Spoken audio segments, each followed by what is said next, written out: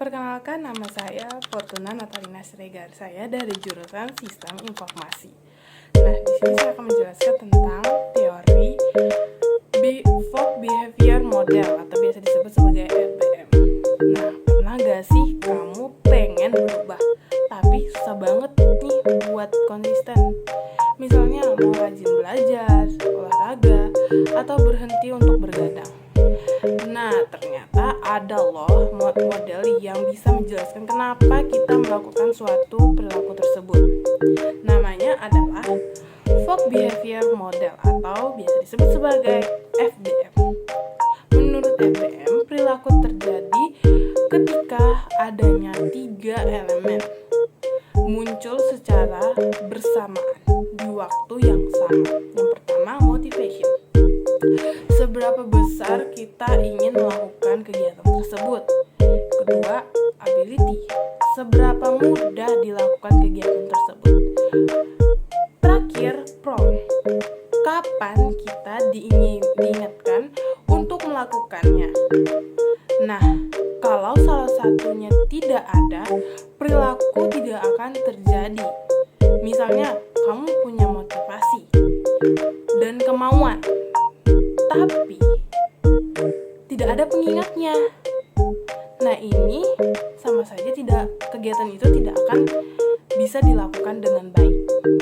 Nah, diagram ini menunjukkan bahwa kalau motivasi tinggi dan kemampuan juga tinggi, maka perilaku akan terjadi ketika ada pemicunya. Tapi kalau motivasinya rendah dan kemampuannya rendah, maka meskipun ada pemicunya tetap saja tidak akan terjadi. Nah, di sini saya akan menjelaskan lebih detail tentang 3 elemen tersebut. Yang pertama yaitu motivation.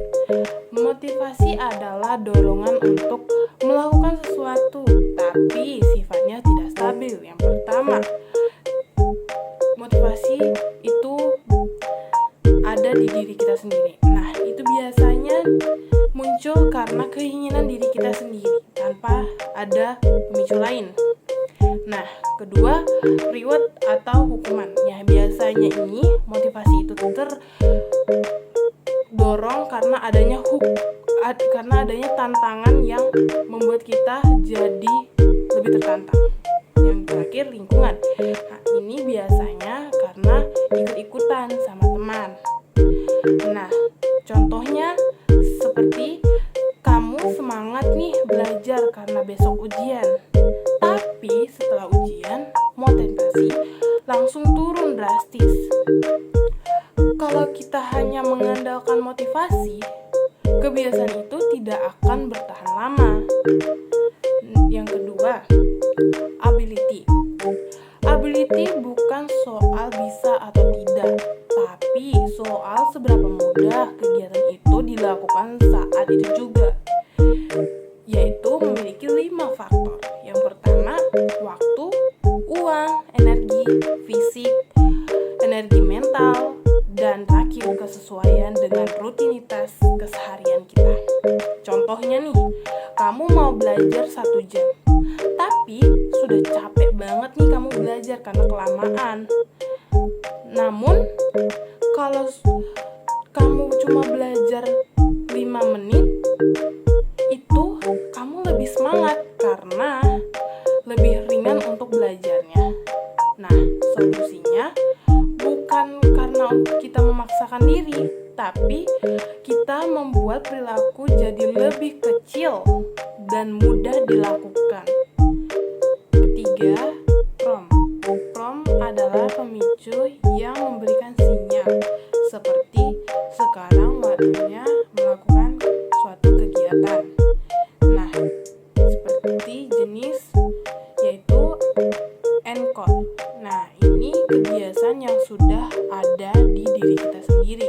Contohnya, setelah saya menaruh sepatu di rumah, saya akan langsung merapikan tas saya. Karena dilakukan setiap hari, kebiasaan ini jadi pengingat otomatis pada diri sendiri. Tanpa prompt, bahkan bahkan orang yang termotivasi pun bisa lupa melakukan sesuatu kegiatan tersebut. Nah, sekarang kita gabungkan nih semuanya, yaitu contoh pertama, ya kan? Ingin mulai membaca buku, motivationnya ingin menambah pengetahuan, ability-nya mulai dari 1 halaman saja. Nah, prompt-nya, setelah mematikan lampu kamar, saya akan membaca 1 halaman buku. Nah, hal ini seperti mudah dilakukan, adanya pemicu jelas, dan adanya keinginan. Nah, kebiasaan membaca buku akan lebih mudah terbentuk karena kegiatan sekecil dan semudah itu. Nah, jadi intinya perubahan perilaku tidak hanya soal niat atau motivasi saja, tapi harus ada ketiga hal tersebut seperti motivation, ability, dan prompt. Mulai dari hal kecil buat jadi mudah dan kaitkan dengan rutinitas harianmu. Sekian penjelasan